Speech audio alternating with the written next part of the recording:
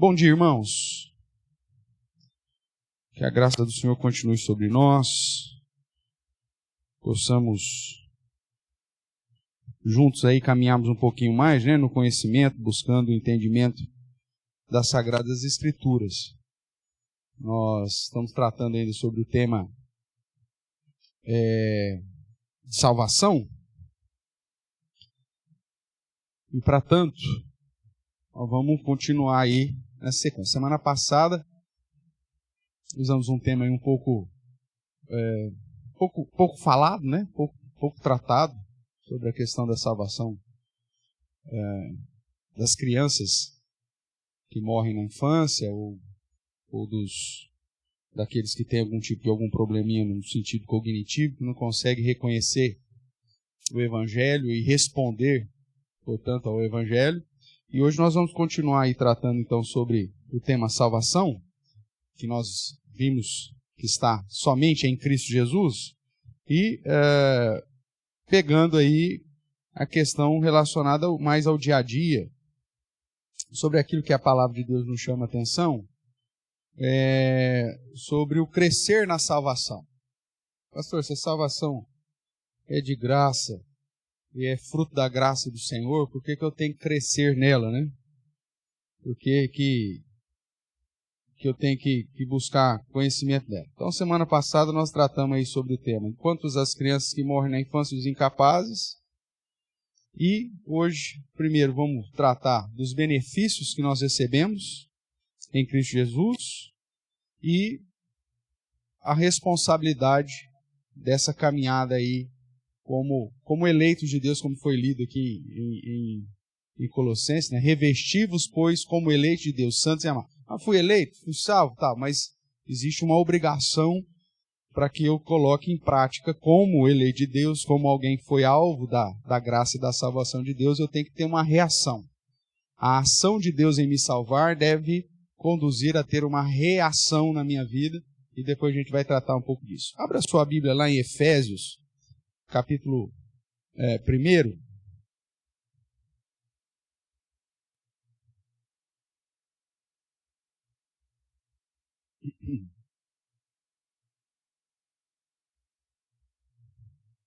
Efésios capítulo 1.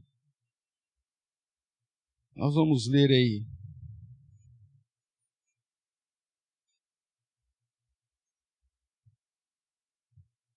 do verso 3 até o verso 14,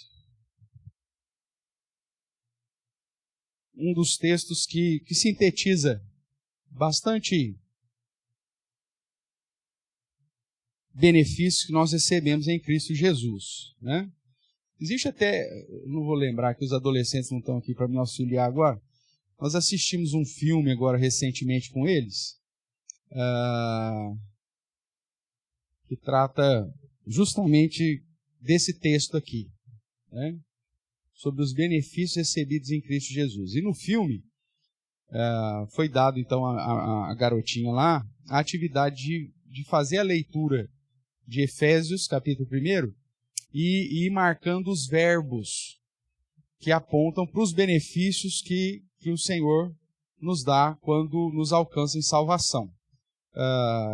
Então, como estamos em escola dominical, hoje nós podemos fazer esse exercício de certa forma aqui. Você que tem o costume aí, às vezes, de marcar aí os versos, pelo menos marque as expressões chaves aí desse texto para pelo menos enumerarmos aí alguns dos benefícios recebidos em Cristo Jesus. Então vamos lá. Verso 3, a partir do verso 3 de Efésios. Bendito o Deus e Pai do nosso Senhor Jesus Cristo, que nos tem, o quê?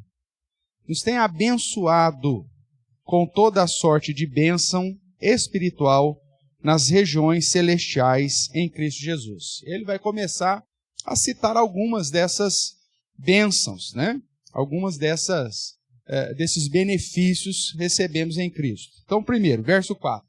Assim como primeiro verbo que aparece aí, assim como nos escolheu nele, antes da fundação do mundo, para sermos santos e irrepreensíveis perante ele. Então, primeiro benefício em Cristo Jesus mesmo que fora feito lá antes da fundação do mundo, é o fato da própria eleição. Como é uma ação do próprio Deus, esse é um benefício, porque na grandeza do Senhor não havia absolutamente nada em nós que motivasse Deus nos escolher. Então, se Deus nos escolheu, isso já é um benefício, né? O verso 5 continua. O final do 4 diz: e em amor nos predestinou para Ele. Né? Então, nós temos aqui mais um verbo, predestinar. Essa ideia que nós já estudamos, né? Aquele pré-conhecimento, aquela conheceu de antemão, que é a ideia do amar intensamente. Ele resolveu nos amar, irmãos, e por isso nos salvou. Né? Lembre que você era condenado, miserável, pecador, nasceu em condenação. Não existia absolutamente nada em nós digno de ser amado. Né?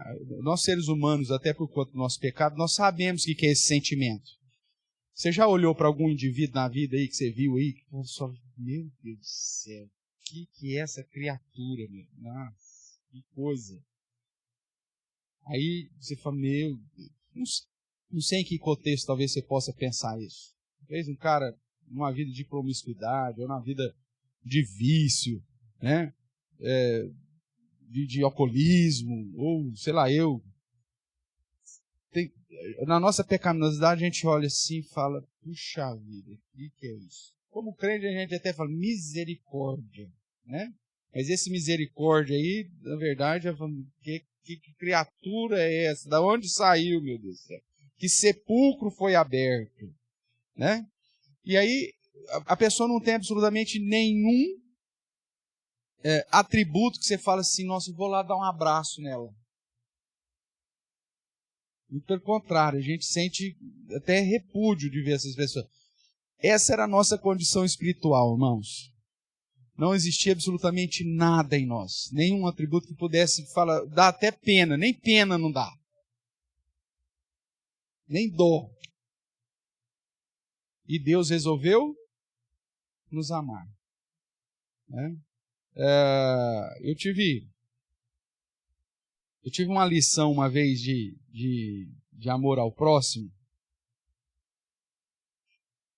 Lá em Matão. Eu fui convidado para uma festa na Associação dos Alcoólatras Anônimos. Né? E a gente fazia alguns trabalhos lá em relação a moradores em condição de rua.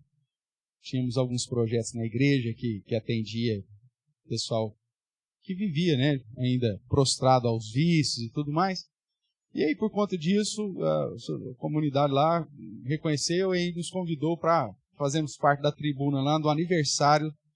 Não vou lembrar aqui qual era o aniversário. E estava eu lá, estava ainda alguns amigos também da Dr. Guilherme, que era o promotor da cidade, estava junto com a gente, que era membro da nossa igreja. E nós estávamos lá. Então aí sentamos lá na tribuna e tal. E como a reunião é aberta, naquela reunião tinha aparecido lá, eu acho que uma meia dúzia de homens extremamente alcoolizados. O cara que já estava lá bebendo já, sei lá, alguns dias, né? Sem banho, sem nenhuma, com a roupa totalmente suja. E a gente brinca, né? Ele e o companheiro dele, que era o fedor. Então o cara chega e traz o companheiro. Então, e tinha uns lá que estavam com a turma, não era só um companheiro, não. Tinha uma turma com ele. Tão pedido que estava. E aí nós estávamos lá, abertos. Então o pessoal veio, foi convidado para alguém, ou trazido para alguém. Você fala, meu Deus do céu, como que esse cara daqui a pouco ou vai entrar em coma alcoólico, ou sei lá, eu vai vomitar aqui. O que vai acontecer com um cara desse? Tamanha situação deplorável que o indivíduo estava. E aí, era dia de festa, tudo de pompa, o pessoal tudo bem arrumado. Aí o presidente da associação lá na hora que ele viu que entrou essa meia dúzia lá, não sei nem quem que trouxe, ele viu essa turma, ele parou o evento, desceu da tribuna, foi lá e deu um abraço nesses caras, mas um abraço de um pai que não via um filho há anos. Um abraço de um irmão que, sei lá, né, como talvez Esaú e Jacó, quando estavam se reconciliando. Sabe, um negócio assim, extremamente impactante. Né? E o cara ia dirigir toda a reunião ainda, ele estava todo de terno, bonitão, cheirosão, não sei o quê. E ele foi, irmãos. E aquele negócio me impactou de tal forma que aí ele abraçou cada um, trouxe os caras, pôs sentado na frente, pediu até para os caras que davam mais lá, dá licença, aí pôs os caras tudo na frente. E aí ele deu uma palavra dizendo assim, tá vendo essa turma aqui? Eu era assim. E alguém um dia me acolheu, alguém um dia me abraçou. Aquele negócio mexeu comigo de tal forma, eu falei, puxa vida, tem hora que nós olhamos para as pessoas e não conseguimos vê-las criadas à semelhança de Deus e o quanto o pecado tem destruído elas. E nós não conseguimos demonstrar esse amor de uma maneira incondicional. Né? A gente olha a realidade, a gente não olha a possibilidade. Hoje você olha para o cara está bêbado, fedido, mal vestido, detonado. Você olha a realidade, você fala... Mas você não vê a possibilidade. O que Deus pode fazer na vida de uma pessoa. E é isso que Deus fez conosco. Ele não olhou a nossa realidade, irmãos. Porque se Deus tivesse olhado para a nossa realidade, Ele não teria nos amado. Nós não tínhamos absolutamente nada que atraísse o olhar gracioso de Deus. Nada. Só o amor dele que o motivou a fazer isso. A sair da sua tribuna, né? E ir até aqueles que estavam lá, às vezes nem entendendo o que estava acontecendo, para abraçá-los. E às vezes nós trazemos essa prática pecaminosa para dentro da igreja. A gente muitas vezes quer fazer da igreja o nosso clubinho, né? Chega uma pessoa nova, que ainda está vindo com os companheiros dele, né?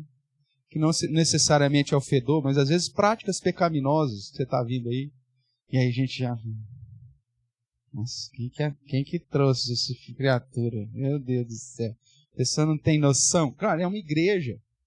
É aqui que deveria ser o local, né, para a gente olhar a possibilidade, não a realidade.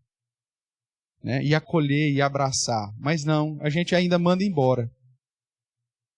Você sabe que a maior dificuldade para as pessoas se fixar numa determinada comunidade, sabe qual que é o maior índice de pessoas que acabam deixando de frequentar uma igreja? Você pergunta, o que aconteceu? Alguém te bateu? Não, as pessoas não me acolheram. A gente olha sempre com um preconceito, né, para as pessoas, como se elas não fossem dignas de estar aqui, mas nos esquecemos que um dia nós fomos iguais ou até piores. Irmãos, Deus nos olhou quando ninguém daria nada para nós, e mesmo assim Ele nos alcançou com a sua graça. Isso é predestinar em amor. É o que ele diz aí. E em amor nos predestinou para Ele. Ele nos chamou para si. E esse é um benefício que recebemos em Cristo, e que como servos, como cristãos, pequenos cristos, nós deveríamos também colocar isso em prática na nossa vida. Às vezes nós fechamos as portas, né, da igreja por conta do nosso padrão. Eu já tenho conhecimento teológico, está chegando um cara, nossa, que idiotice que o cara falou. Você era mais idiota que ele quando não conhecia a doutrina, cara. Eu fico, às vezes, admirado. Você olha para algum... Há 5 anos atrás, o cara estava fazendo coisa pior. Não tinha noção nenhuma. Aí agora, 5 anos, o divide dele do cara que está chegando agora. Pronto, aí o cara quer pôr o cara no espeto e fazer uma fogueira do cara, porque onde já se viu o cara não saber isso. Há 5 anos atrás ele não sabia. Então a gente perde, irmãos, esse olhar que Deus teve conosco. Nós deveríamos ter o mesmo olhar para com os outros. Porque Deus, em amor, nos predestinou para si. Esse é o segundo benefício que Paulo cita aqui. O que mais? Em amor nos predestinou para Ele, para o quê? A adoção de filhos por meio de Jesus Cristo, segundo o beneplácito da sua vontade. Além de nos escolher, antes da fundação do mundo, além de nos predestinar para Ele, Ele também nos adotou.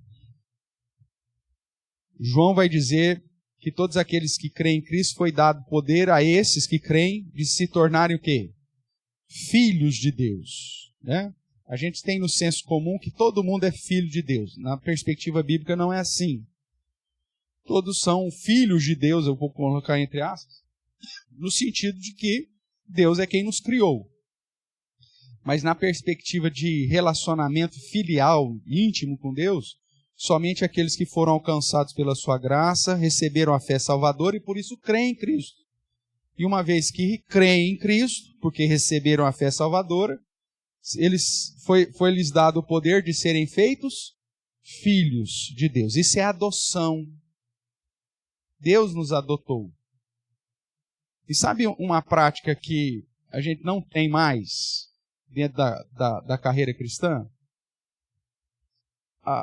O pensamento de adoção não passa mais pela cabeça dos crentes de hoje. Com poucas exceções, obviamente.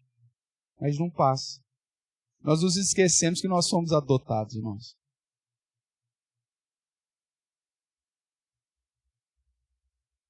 Nós somos adotados. Nós não tínhamos nenhum relacionamento com Deus e Deus resolveu nos adotar. Às vezes nosso egoísmo, o cristianismo do século XXI, ele é tão egoísta que a gente às vezes investe com programações para falar de Jesus para as pessoas. E nós queremos que elas se convertam.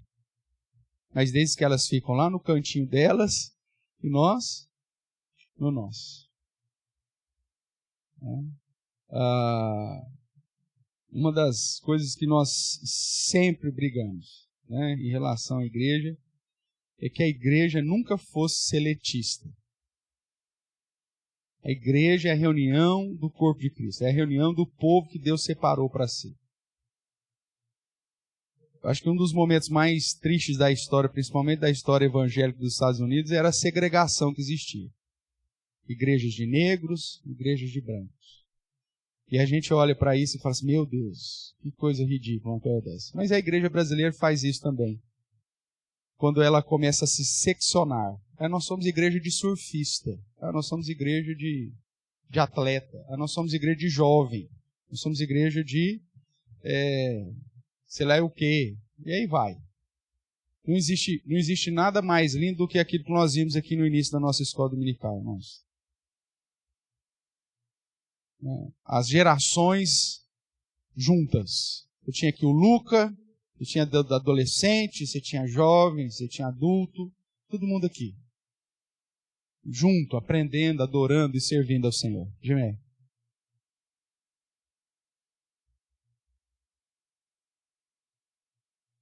Falando sobre?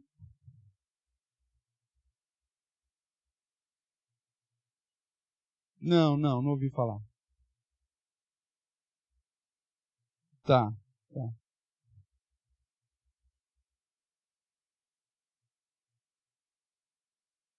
Tá. Isso. Não, agora eu sei do que você está falando. Pastor de parede preta.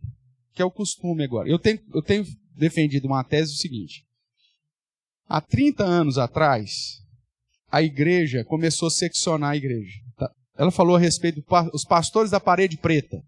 Aquelas igrejas que agora estão na moda aí, pinta tudo de preto, põe holofote para todo lado, canhão de luz, fumaça. E o cara se torna um coach, né? um palestrante, mais um palestrante do que um pregador. Né? Ele deixa de ser profeta, ele deixa de ser pregador. Porque ele não confronta, não vai confrontar ninguém. Né? E se ele confronta de um modo que ninguém se sente confrontado. Né? E a pessoa sai feliz para ver. Eu tenho uma tese seguinte, que há 30 anos atrás a igreja começou a adulterar o culto. O que é adultério de culto? O que é culto, irmãos? Culto é o povo de Deus, o povo salvo em Cristo, reunido para adorá-lo. De um modo bem simplista. Quando você vai para a nossa Constituição, diz que o culto é a reunião de todos os crentes, juntamente com seus filhos menores, para adorar ao Senhor. Tudo bem? Isso é culto. Há 30 anos atrás nós começamos a dividir isso. As crianças não podem ficar mais no culto. Como se as crianças não fizessem parte da aliança. Né? As crianças não fazem parte da aliança, tira, afinal de contas, a criança dá trabalho, fica gritando, né? Fica querendo chamar atenção, tarará. Para algumas pessoas, fala, gente, onde já se viu alguém trazer uma criança no culto? Tem gente que fala isso. Né? Nós, onde já se viu? Pô, fica em casa até ela fazer os 18 anos, depois vem. Hã? Do cultinho. Isso é uma adulteração. O cultinho infantil não existe na Bíblia. Jesus nunca disse para Pedro, eu vou pregar aqui no Sermão da Montanha, pega você, Tiago e João, pega a meninada aqui e sei lá, vai para o deserto da Judéia com eles para não atrapalhar a turma. Jesus fez isso em algum lugar, meu amigo? Não, não fez. Ou Espaço Kids, tinha isso no templo de Salomão? Isso é coisa de pizzaria, irmãos. Espaço Kids é coisa de restaurante. O pai conseguir comer, né? Uma comida mais ou menos, e dar uma porcaria pro filho lá, enquanto ele come batata frita e carinha de mandioca com, sei lá, com gordura trans. Então, isso aí é coisa de restaurante. Há 30 anos atrás, os infiéis, os infelizes, que pensam que são mais criativos que Deus, começaram a adulterar o culto. O culto deixa de ser familiar e deixa de ser para todas as nações e passa a começar a seccionar. Inclusive isso, o que eles fazem? Cultinho para criança. O que aconteceu com essa criança que nunca participou do culto na perspectiva bíblica? Ele ficou lá desde pequenininho, geralmente até os 11 anos de idade. Tem igreja que é 7, tem igreja que é 8, mas geralmente até 11. Eu sei porque eu vivi numa igreja que fazia isso, que era a Igreja Presbiteriana de Vicente Carvalho. Lá era até os 11 anos. Eles tiraram essas crianças até os 11 anos numa atividade lúdica. Falava de Jesus? Falava, mas de modo lúdico. Cantava musiquinha? Cantava, de modo lúdico. Né?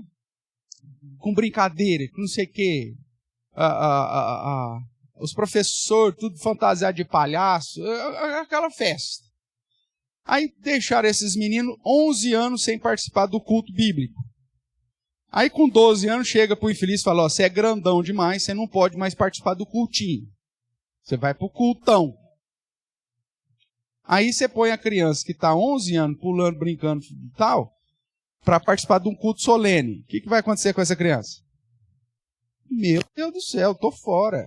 Eu quero a outra igreja. A igreja do cultinho.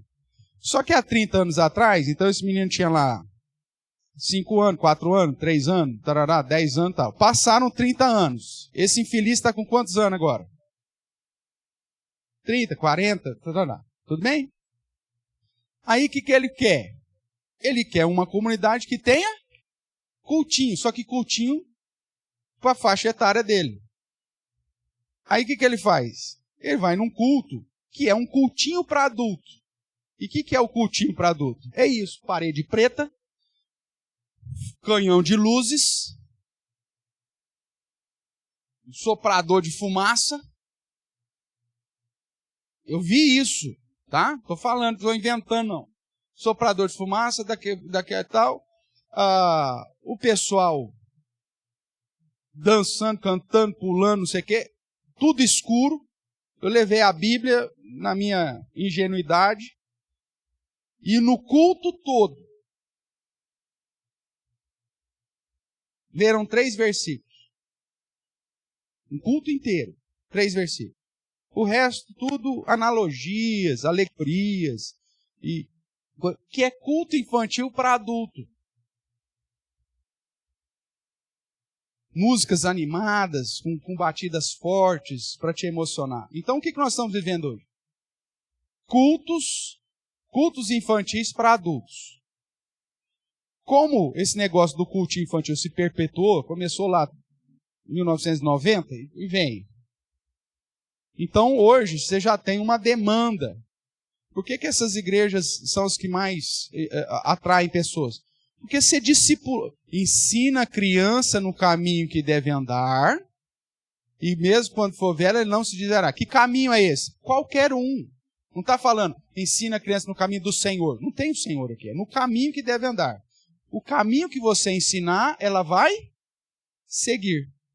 Há 30 anos a igreja está ensinando para a igreja que o culto, na visão bíblica, é chato. Que o culto, na visão bíblica, que força ela a aprender a se portar, não é o melhor caminho. Aí nós demos a opção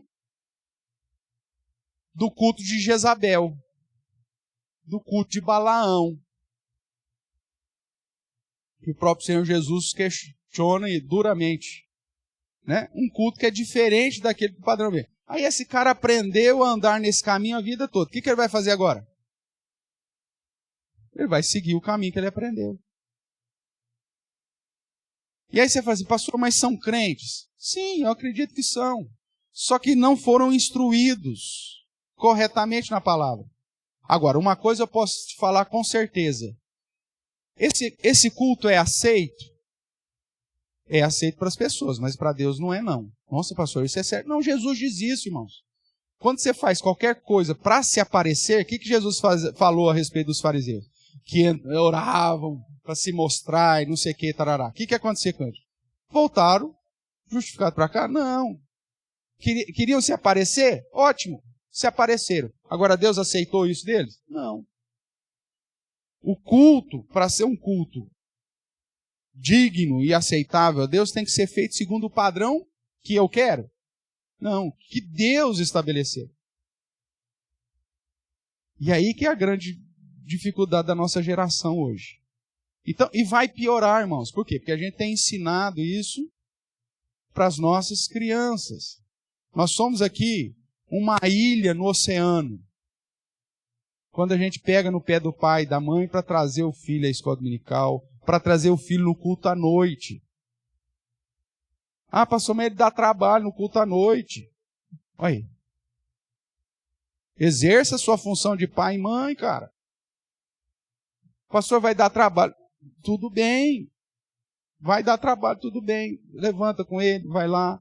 Começa a falar sobre... agora é hora de orar, fecha o olhinho. Tal. Agora nós vamos cantar. Vamos aprender. Canta com ele. Agora é hora de... Traz a Bíblia lá, sua primeira Bíblia. Sei que agora é a Bíblia. Tá. Traz lá uma folha, um lápis para a criança. Agora, o pastor vai pregar sobre Josué, né? As muralhas de Jericó. Vamos desenhar a muralha de Jericó. Pronto. Você vai direcionando o seu filho a entender os momentos do culto. Ah, mas isso dá trabalho, pastor. Então morre, cara, porque tudo na vida vai dar trabalho. Se você não quer ter trabalho, morra. Porque se você morreu, acabou tudo. Aí você não tem trabalho, não tem preocupação, não tem projeto. Assim que Salomão fala. Você morreu, acabou tudo. Agora, está vivo, tem filho, vai ter trabalho. Ensinar no caminho do Senhor, a palavra do Senhor, o princípio do Senhor, vai dar trabalho? Vai dar trabalho. Ai, pastor, às vezes cansa. Então tudo bem, como família, às vezes alguém vai, pega o seu filho, fica com ele no colo um pouco para você. Agora hoje a família o que faz? O filho está dando muito trabalho. Então não vamos no culto, é melhor não ir no culto, ele está dando muito trabalho. Irmãos, vai dar trabalho. Quer ver uma situação? Se amanhã depois nós recebemos uma família, nós tivemos recentemente uma visita nesse sentido, e eu fiz questão de chamar a sua atenção. Nós recebemos uma visita de uma família, que não é nem daqui, ela estava só passando pela cidade, e ela tinha um filho autista num grau elevado. Não sei se vocês estavam no culto aí o dia que o menininho veio. Estava sentado aí. Meu amigo, se o seu filho é peralta, imagine uma criança autista para ficar dentro de um ambiente por 1h30, né, num contexto de culto. É fácil? Não é fácil. Mas aquela família fez. Teve a dificuldade, tal. Não deu trabalho, menino. Aí eu perguntei depois do culto, por que não deu trabalho? Não, pastor, nós somos da igreja presbiteriana, lá da cidade que eles vieram, ele veio trazer um filho que veio trabalhar aqui. Lembra dessa história? Nós somos da igreja presbiteriana, ele está acostumado com o culto desde pequenininho.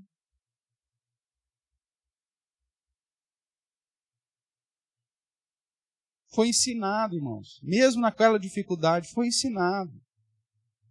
Agora, se você não investir, vai ser como...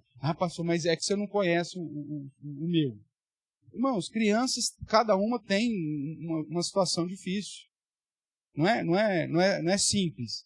Mas se você não condicionar e ensinar, e outra, você vai passar um tempo que você vai falar, pastor, eu não estou conseguindo nem eu adorar, porque eu fico toreando aqui o Juninho. Meu amigo, tudo bem, cara. Mas é o processo. É melhor você torear aí 1, 2, 3, 4 anos, fazer um esforço e ensinar o seu filho sobre a importância de estar na igreja, na escola dominical, no culto à noite, do que depois, na adolescência dele, você querer torear ele, e ele com um bezerro solto na estrebaria, saltando e pulando, estiver pulando lá fora. Estiver pulando lá, num lugar que você acha que não vai ser bom para ele. Lá você não vai ter condição mais de toreá-lo. Lá você não vai ter condição mais de ensinar. Aí já foi. Aí é só a graça e a misericórdia de Deus para mudar a vidinha dele. Porque aí já não vai estar mais nas suas mãos. Tudo que você falar para ele não vai fazer mais sentido nenhum.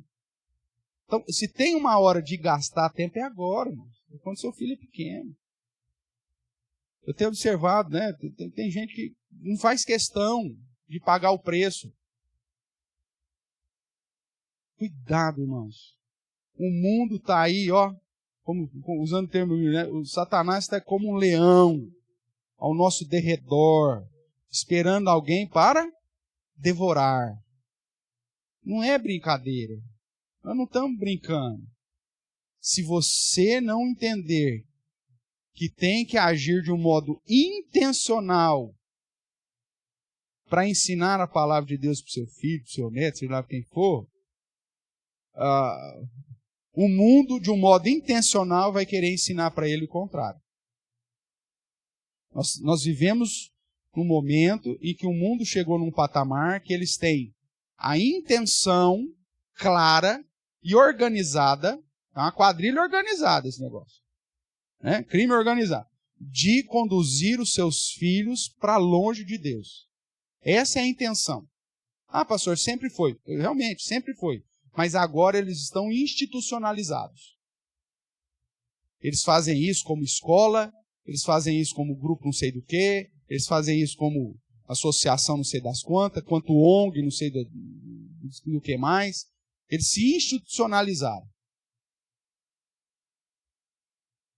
para fazer aquilo que deveria ser o seu dever em relação a filho. Então, cuidado, irmãos. Cuidado. Voltando para cá, falando ainda de adoção, que foi o que motivou a gente responder aqui a Edmeia, nós vemos que esse princípio cristão não existe mais.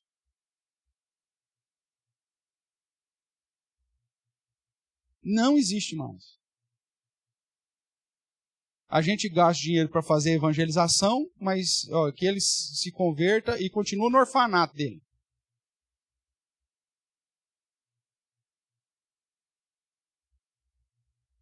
Ah, pastor, adoção é um negócio complicado. Deus te adotou. Eu sei que é complicado, eu te conheço. Sei que a adoção é complicada. Você é um péssimo filho, como eu também sou. Eu sei que a adoção é complicada. Mas se a adoção fosse o problema, quem tem filho natural teria dificuldade na educação do filho natural? O que você acha? Responde para mim aqui, de um modo sincero. Se o problema é a adoção, então todo mundo que tem filho natural não vai ter problema com os filhos. Você concorda com essa afirmação? Não. O problema não é a adoção, o problema é a nossa educação. Nós estamos lidando com um pecador, isso é fato. E aí,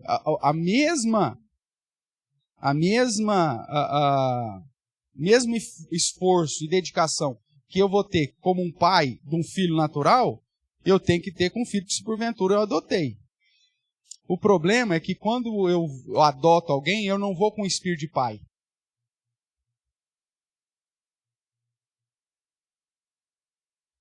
Porque quando é meu filho, eu quero corrigi-lo. Eu aplico a disciplina se for necessário. Eu condiciono, que é meu filho. Aí o cara que adota, ele fala, coitadinho, já foi rejeitado, eu vou ser duro com ele. Ai, coitado, não pode. Não, eu vou disciplinar, não, coitado, já foi tanto. Quer dizer, você não vai com a postura de pai. Você vai com a postura de um tutor, que não pode disciplinar, que não pode corrigir, que não pode colocar sanção. E é por isso que muitas famílias que adotam têm dificuldade, porque adotaram, mas não adotaram de fato.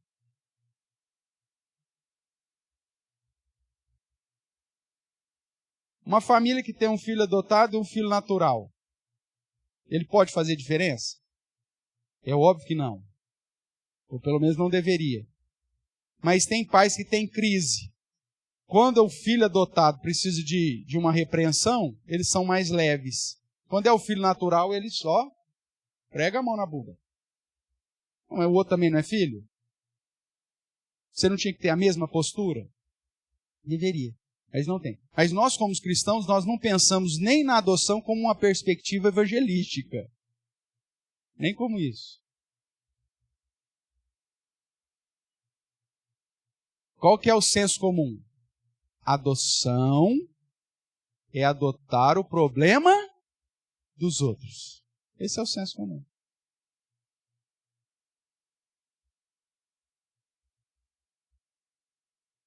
Nós não pensamos nem na perspectiva institucional, irmãos.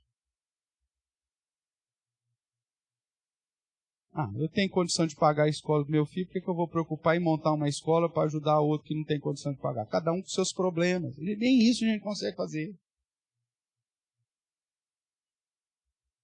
Se você for pensar numa perspectiva de uma casa transitória ou de um orfanato para criança, você está doido, está louco. Que loucura. Só que nós nos esquecemos que fomos adotados. Nós somos alvos da adoção. Continue aí. Efésios. Para a adoção de filhos por meio de Jesus Cristo, segundo o beneplácito da sua vontade, para o louvor da sua graça, que Ele nos concedeu gratuitamente no amado. No qual temos o quê? Redenção. Ele é o nosso Redentor. Nós somos redimidos. Outro benefício. Essa é a ideia da redenção, que é o reavives, quando vem do hebraísmo, é a ideia de trazer de volta a vida. Redimir. Eu estava morto e voltei. É a ideia de trazer. Ele fez isso. Ele fez isso. Fruto do seu amor. Ele nos redimiu. É outro benefício. O que mais que diz? Pelo seu sangue. E o que mais? A remissão dos pecados, segundo a riqueza da sua graça. Além da redenção, irmãos, ele trouxe a remissão. É outro benefício. O peso da dívida do pecado foi retirada. Irmãos, olha quantos benefícios Paulo cita. Não são todos, obviamente, mas quantos benefícios Paulo cita aqui. E ainda continua. Mas a ideia é o seguinte: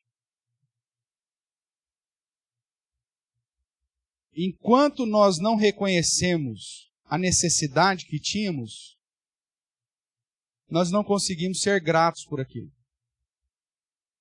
Sexta-feira, os adolescentes trataram sobre isso, questão da gratidão. E uma das coisas que eles transpareceram é que é o seguinte: você só consegue ser grato quando você reconhece a necessidade. Porque quando você acha que é obrigação do seu pai e da sua mãe te dar casa, comida, cama, pagar a escola, você acha que isso é obrigação dele, você não consegue ser grato por essas coisas. Você consegue reclamar se porventura faltar. Agora, quando você entende que tudo isso é graça, porque tem gente que não tem isso, e que você entende que isso é investimento da sua família, quando você entende que isso é benefício deles para você, aí você consegue ser grato. Agora, porque você viu a necessidade, eu preciso de uma cama. Só que você já nasceu em berço.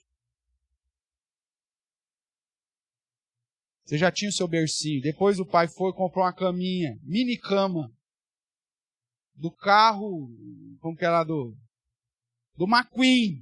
Você já cresceu, já dormiu na caminha do McQueen, Juninho.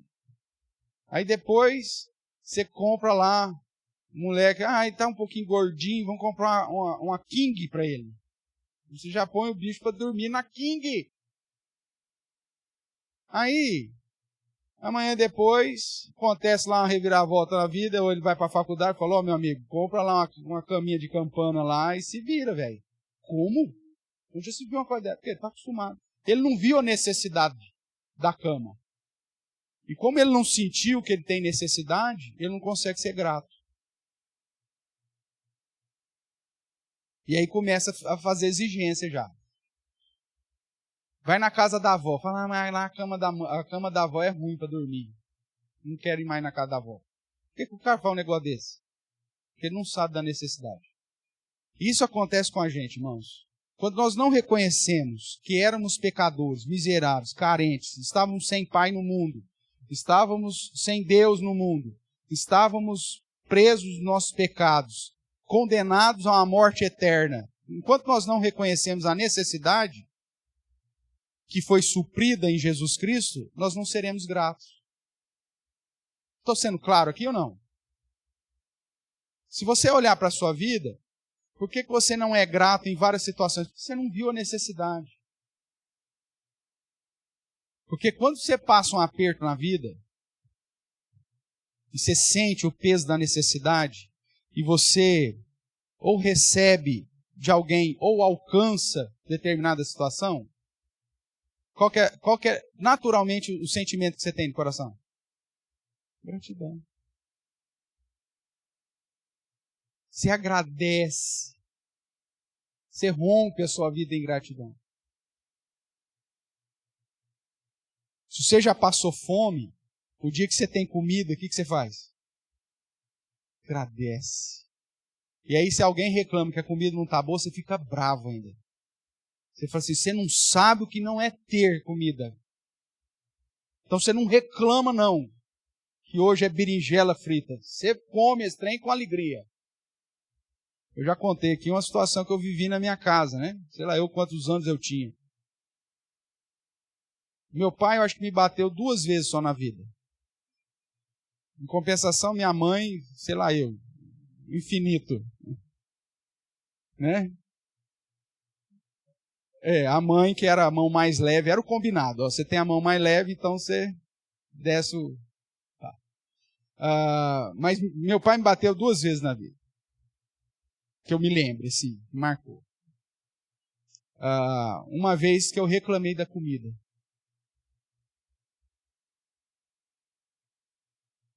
Nem sei que comida que era. Eu vim à mesa, estava a mesa posta, e tinha comida, e eu Sabe aquele negócio? Eu não vi de onde partiu o raio. Quando eu despertei, eu estava debaixo da mesa e as cadeiras nem se mexeram. Foi um tapa só. Nunca mais se reclama da comida. Meu pai ainda trabalhava nos bicos, ainda trabalhava de pedreiro. Minha mãe viajando para as fazendas para conseguir ponto, não sei o que e tal. Aí chega o bonitão aqui, o Juninho, né?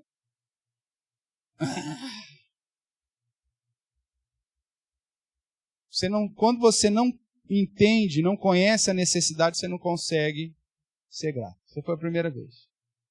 Devia ter uns 8 anos. A segunda vez, só para matar a sua curiosidade, é quando eu tinha uns 14 anos, que aí eu já me sentia homem. E aí meu pai me deu uma ordem lá, eu falei assim, ó, cara, sou homem já, não é para o senhor me dar mais uma ordem dessa. Mais uma vez, não vi de onde o raio veio. Né? Só senti o impacto do negócio. Aí, nunca mais. Lembro como fosse na porta do meu quarto, assim, como se o quarto fosse meu. Ele veio no corredor lá, falou alguma coisa, eu falei, peraí, que história é? O que o senhor acha que o senhor é? Eu sou homem. Ele falou, então vamos ver se aguenta igual um homem. Pá! Escorreguei no batente assim. Sabe o cara que é nocauteado no assim? Hã? Mais ou menos. Acabou. Pronto. Nunca mais. Tá? Então, só para matar a sua curiosidade, as 2 vezes que eu apanhei do meu pai. Mas veja só, você não consegue ser grato se você não entende a sua necessidade. Mas por que eu vou ser grato a Deus? Sou eu que trabalho, viu, pastor? Sou eu que respiro.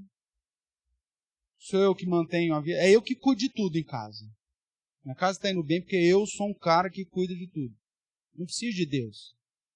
Enquanto você não reconhecer sua necessidade, você não consegue ser grato. Se eu não reconheço que eu estava morto e que eu estava debaixo da condenação do pecado e que eu fui redimido e que o meu pecado foi pago, eu não consigo ser grato. E é por isso que o cristianismo ocidental tem criado juninhos espirituais. As pessoas só vão na igreja para exigir e não por gratidão. Houve um tempo na igreja que a gente tinha culto de ações de graça praticamente toda semana. Pastor, eu preciso fazer um culto de ações de graça. Tem como o senhor ir lá na minha casa? Estou reunindo a minha família lá para fazer um culto de ações de graça na minha casa. Fala para mim, nesses últimos 5 anos, em quantos cultos de ações de graça você foi? Eu falo esses 5 anos porque é os últimos 5 anos nós estamos juntos. Quantos cultos de ações de graça você foi? 1? Ai, ufa, ainda foi 1. Tá, maravilha, amigo. Mas a maioria não tem. Ou 3 em 5 anos é pouco ainda, né? Por quê, irmãos? Porque a gente acha que não precisa ser grato. Porque a gente acha que nós não tínhamos aquela necessidade. É fruto do nosso esforço. É fruto do nosso esforço. Nós não temos mais culto de ações de graças. Quando Deus responde às nossas orações, a gente não vem nem no culto agradecer. Ah, pastor, eu não vou fazer o culto de ações de graças, mas domingo nós estamos aqui com um culto solene, com o coração mais agradecido por essa resposta de oração. Não, a gente nem lembra.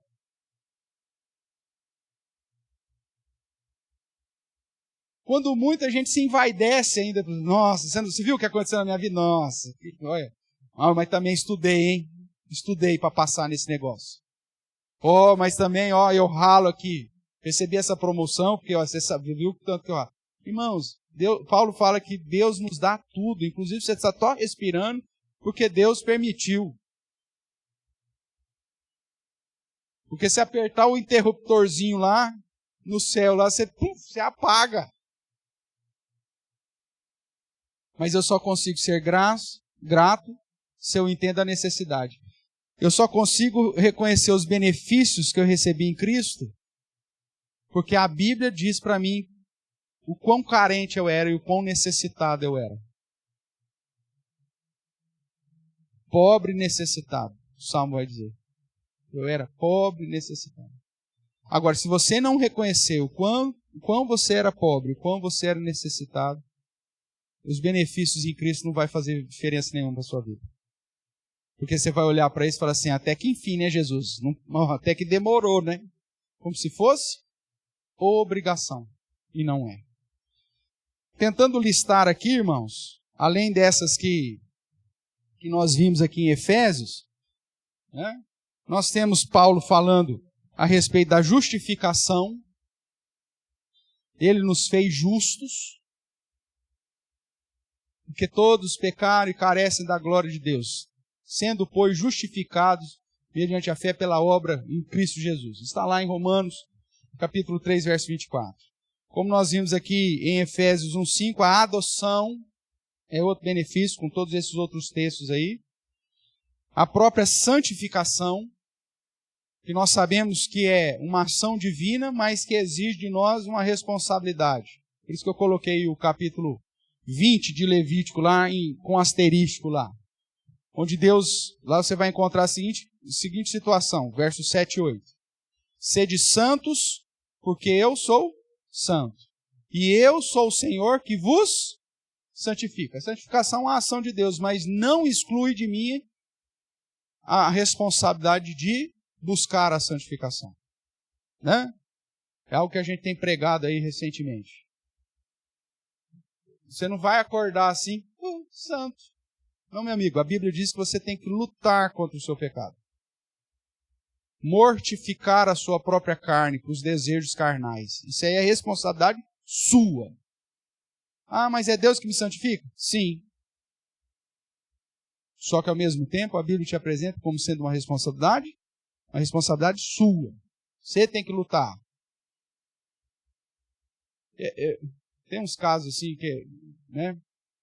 Às vezes em aconselhamento você fala, pastor, eu não consigo deixar de adulterar. É mais forte que eu. Infeliz. Mas por quê? Não, porque eu peço para Deus, não deixa, mas Ele deixa. Já ouvi isso. Então a culpa de você ser adulto é porque Deus deixou. E as ordens? Não adulterarás. E a ordem? O mandamento do Espírito de Deus, isso não vale nada? Ah, mas aí a gente tem que lutar contra ele. Mas é óbvio. Você nunca leu as Escrituras? Você vai lutar mesmo, a sua carne milita. Você vai ter que lutar, você vai ter que mortificar os seus desejos, as suas pulsões. Fugir da aparência do mal. É isso, cara. A santificação exige uma prática da sua parte. Ai, pastor, eu quero tanto deixar de ser mentiroso, mas eu peço, oro a Deus, Deus me ajude, que eu não minta mais. Mas na hora que eu vejo, eu já estou mentindo de novo.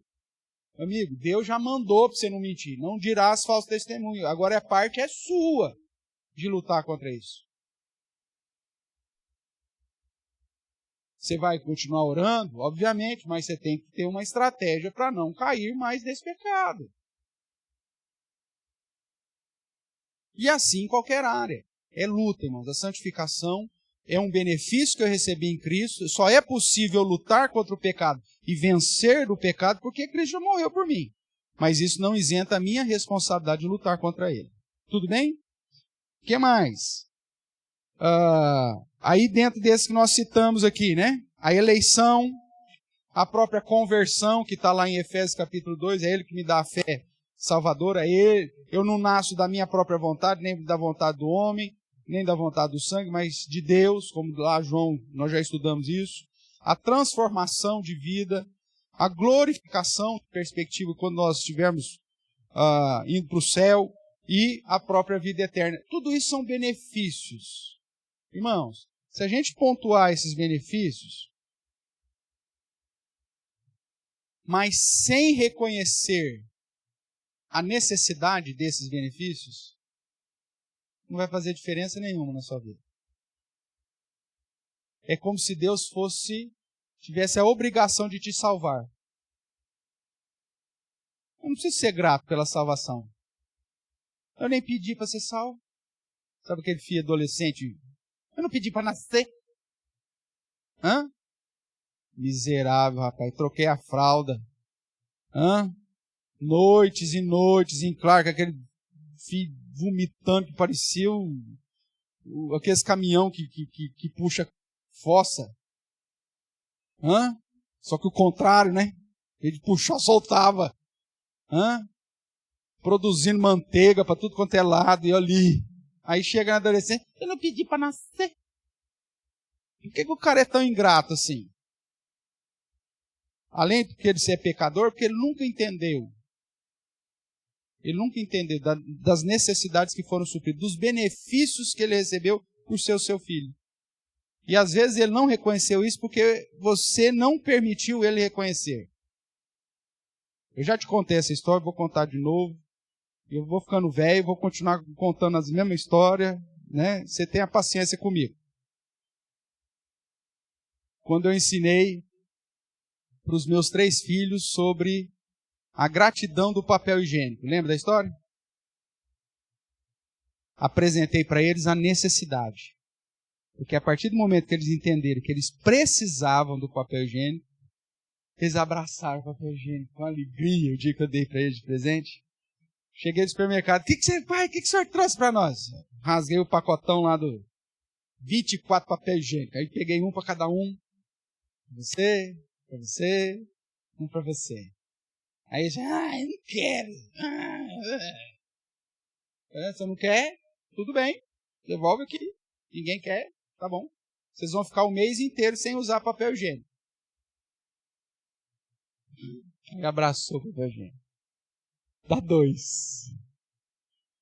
A necessidade gera o reconhecimento do benefício, irmãos. Se você não apresenta o que é necessário, por isso que nós estamos criando uma geração de Juninhos, né? Que é o meu personagem aqui criado aqui com vocês, que é o cara com 40 e tantos anos morando da mãe e ainda reclama do Todd que a mãe leva todo final da noite para ele. Hoje está quente demais, hoje está frio demais. A senhora pôs 10 gramas a menos de Todd. O cara que fica lá. Quem construiu esse Juninho, esse Frankenstein? Quem construiu? Nós nunca mostramos a necessidade. Nós precisamos mostrar a necessidade, porque a partir do momento que ele entender a necessidade, ele vai ser grato por aquilo que você dá. Você tem que fazer com o seu filho, intencionalmente, passar por situações que ele entenda a necessidade. As crianças ainda pequenas, a gente resolvia, às vezes não dava para sair, apesar que eu saí várias vezes para acampar com eles. Mas a gente às vezes fazia em casa. Pegava lá um lençolzão na sala e aí dormia num colchonetinho assim, ó. Aí no outro dia, e aí, foi bom? É ruim esse colchonete. Ainda bem que nós temos um colchão, né? Ainda bem que nós temos uma cama, né? Cria intencionalmente situação para ele ver a necessidade. Porque quando ele entende que aquilo é necessário e você supre, vai ser natural o quê? A gratidão. É por isso que a nossa geração ela é tão ingrata. Nós damos tudo sem eles passarem pela necessidade. A palavra de Deus ela nos confronta para mostrar o quão pobre e necessitado nós somos. E somente quando você entender quão pobre e necessitado você era, você vai dar graças a Deus pelos benefícios que Cristo te deu na obra que Ele realizou por nós. Sabe por que às vezes nós negligenciamos a adoração a Deus, a frequência, a fidelidade, ou até o compromisso com Deus? Porque a gente acha que não precisava. A gente ainda não entendeu a necessidade do negócio. Porque o dia que nós entendemos a necessidade, nós teremos um coração muito mais agradecido, muito mais grato. Para a gente terminar, semana que vem, se Deus permitir, a gente vai tratar qual que é o meu papel, né? Então, como salvo, que era o que eu tinha mencionado hoje, não deu tempo. Então, qual que é a minha responsabilidade aí, uma vez que eu fui alcançado pela salvação? Mas isso para a semana que vem, se Deus permitir. Para fechar a aula de hoje, eu recebi um videozinho, como chama de Rios agora? Rios? É um comediante também. Aí a temática era que o pessoal sempre te ensina a fazer uma coisa boa, né? Então a temática é o seguinte: olha, eu vou te dar 5 motivos para você não precisar mais ir à escola bíblica dominical nem ao culto. Você viu isso? 5 motivos. Tem 5 situações que se você conseguir cumprir essas 5 situações, você está livre da responsabilidade de ir na escola dominical e no culto. Aí o cara vai, pega um caderno, né, e vai anotar. Primeira condição que te libera. Primeira condição, se você anotar aí, pode anotar também. Primeira condição, ser mais sábio que Salomão. Se você for mais sábio que Salomão, você não precisa. Você já é mais sábio que o homem mais sábio que já existiu. Então você não precisa vir porque você é mais sábio. Segundo, estar mais doente do que Jó.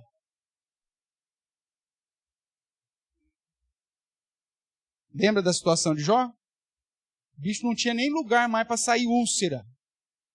Tinha que raspar a pele com um casco de telha. Lembra disso? Então, se você tiver mais doente que Jó, você não precisa ver. Terceiro, vamos ver se eu lembro. Acho que não vai ser na sequência certa aqui. Ele fala: se Deus te deu uma tarefa como deu a de Noé, ou seja, você está construindo uma arca para Deus? Se você estiver construindo a arca, termina a arca, não precisa vir. Porque se Deus mandou você construir a arca, termina lá a arca primeiro. Agora, se Deus não te deu nenhuma tarefa desse tamanho, tá. E aí eu não vou lembrar os outros 5, depois eu vou procurar o videozinho e eu mando lá para você. Mas todas as situações que é o seguinte, meu amigo, não tem motivo para que você não seja grato a Deus e para que você consagre a sua vida, invista o seu tempo para adorar, para servir, para aprender do Senhor. Agora, isso só vai ser possível no dia que você entender a necessidade disso. Porque se Deus for de fato necessário na sua vida, você vai aproveitar todas as oportunidades que você tem para estar na presença dEle, junto com a comunidade dos santos, servindo ao Senhor, investindo os dons que Ele te deu, consagrando, trabalhando, amando. Agora, quando não for uma necessidade para você, vai ser uma opção. E quando você vem ainda aquela pessoa, fiz minha parte. Como se fosse agora Deus que estivesse obrigado contigo. Deus, o Senhor tem necessidade da minha adoração, então o Senhor me abençoe essa semana. Que hoje eu já vim. É o contrário, irmãos. Que a gente possa reconhecer as necessidades que foram supridas em Cristo Jesus, ou seja, os benefícios recebidos em Cristo Jesus. E que isso me conduza a uma vida de gratidão. Que a vida de gratidão aí me conduz ao serviço, me conduz à adoração, me conduz à obediência e a tantas outras coisas que o Senhor mesmo espera de nós. Pense ainda numa situação lá na sua casa, quando seu filho ou sua filha, ou quem quer que seja, tinha uma necessidade e falou contigo, vocês oraram a respeito daquela necessidade, vocês buscaram a Deus e de repente a necessidade foi suprida. Qual que é o sentimento que você tem? Gratidão. Você chora. Você chora e ri ao mesmo tempo. Assim? Às vezes, alguma situação, alguém estava doente, você está ali clamando, não sei o que, de repente, Deus responde a nossa oração, você chora e ri ao mesmo tempo. Você está desempregado, está ali passando, você sabe das necessidades que você tem, você ora, tal, passa aquele tempo de tribulação e aí abre uma oportunidade de emprego. O que você faz no dia que acontece isso? Você chora, você ri. Não é assim? Esse deveria ser o sentimento, irmãos. para estar na presença de Deus. Sabendo que Ele é o único que de fato supre cada uma das nossas necessidades. Como o salmista diz, nós devíamos amar a presença do Senhor, a casa do Senhor, a causa do Senhor. Porque os benefícios que nós recebemos, irmãos, como nós bem sabemos, é impagável. Uma vida inteira ainda é muito pouco para demonstrar a verdadeira gratidão por aquilo que o Senhor Jesus fez por nós.